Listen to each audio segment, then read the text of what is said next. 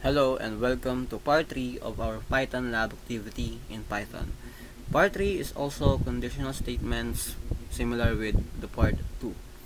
So here again we have the main function, and inside is a system that checks the scholarship of a student based on their average and income. So we have two inputs, both float data types. Average and income will be asked for the user to input, and then we will check if the student or the user will have full scholarship, partial scholarship, or not eligible. So we have these conditions.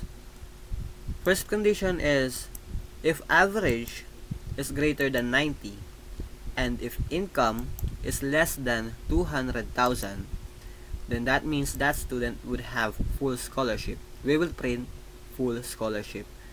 Else, if average is greater than or equal to 85 and income is less than 500,000, then we will print partial scholarship. If none of those conditions are true, then we will print not eligible. So let's try. Average 92 and then 12,000.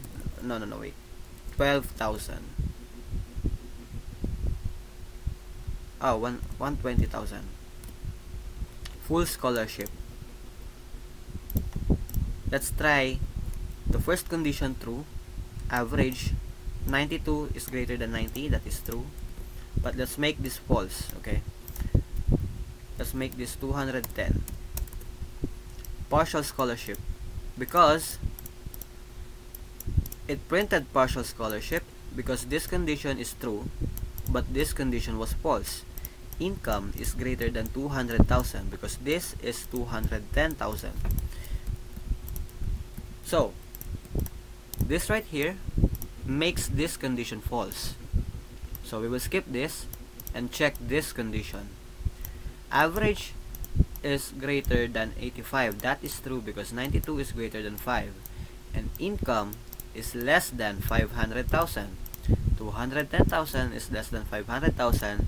So it will print partial scholarship.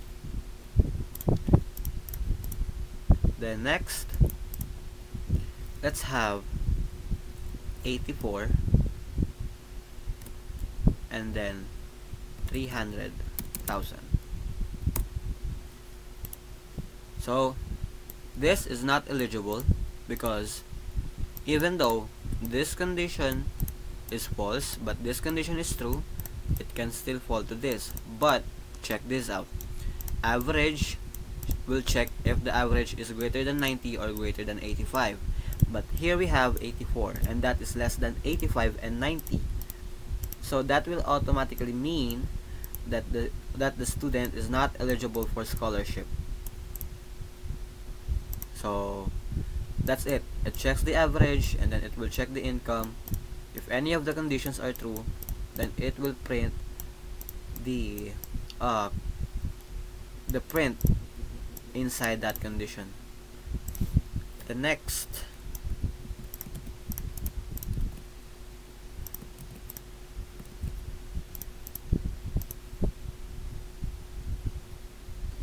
here we have a system that checks the electricity bill. So we have a kilowatts per hour input. We will ask for an input in a float data type. This condition will check how much we will charge, or we will calculate the kilowatts per hour of the user. So if the input which is kWh or kilowatts per hour is less than or greater than 100, then the value would be 5. Else, if this condition is false, value would be 8, and then a default charge that costs 50. And we will calculate the total, which is the input or the kWh multiplied to the value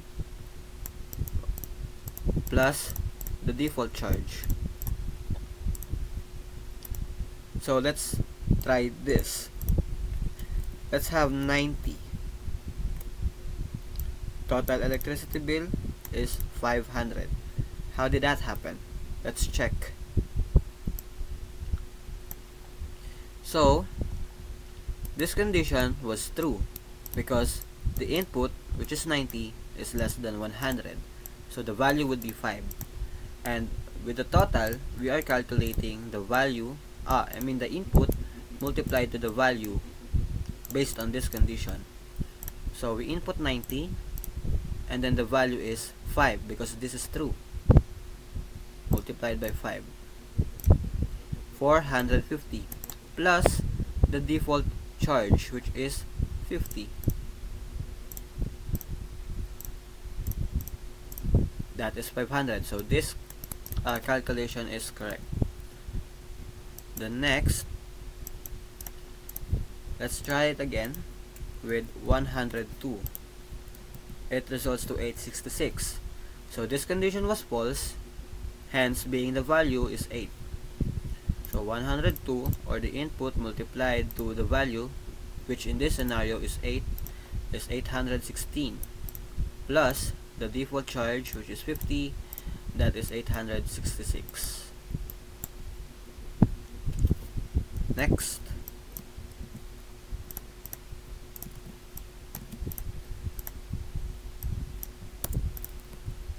here we have a simple username and password login system.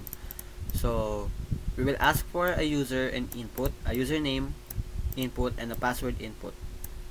So we used string for this on password because we can make passwords that has letters and numbers at the same time.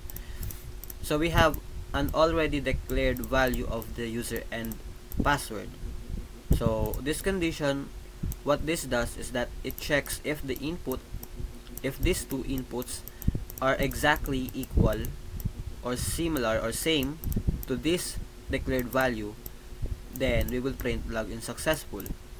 But if it's not equal, or it is false, this condition is false, it will print invalid credentials.